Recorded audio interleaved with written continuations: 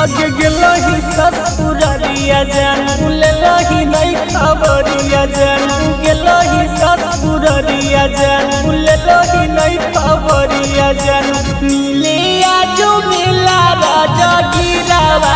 में खैले हही कसम मना दिरावा में छोड़ी देलही साथ सोना धैलही दोसर हाथ सोना छोड़ी देलही साथ सोना धैलही दोसर हाथ सोना हलही नहीं हमर तकदीरा में मिले आजो मिला राजा गिरावा में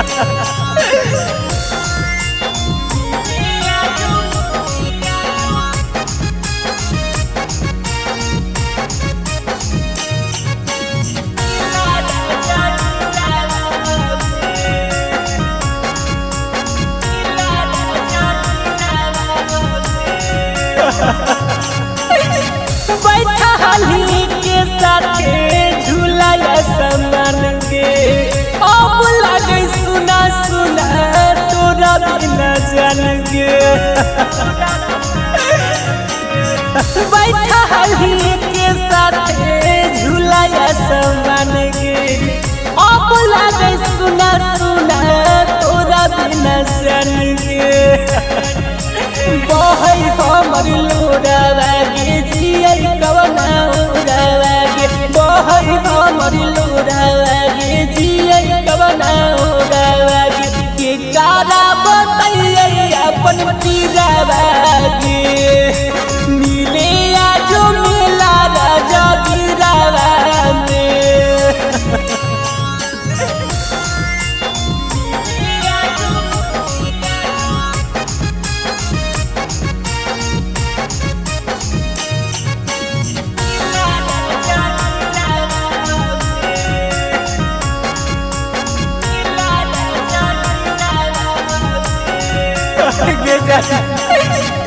घोड़ा कटोरा देखलियो शीशा वाला फूल गे पानर जके लावा के गेलही कैसे भूल गे गे जाना नायका जो सफारी देखलियो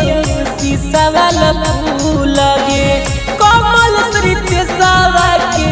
गेलही कैसे भूल गे अगे देखही औरही आगे ओइ भी जानू कही आगे देखही औरही आगे ओइ भी जानू कही आगे लगा हो के खाली औ जहरावा गे मिले आजो मेला राजा गिरावा में आदर्श म्यूजिक रिकॉर्डिंग स्टूडियो सरवाहना।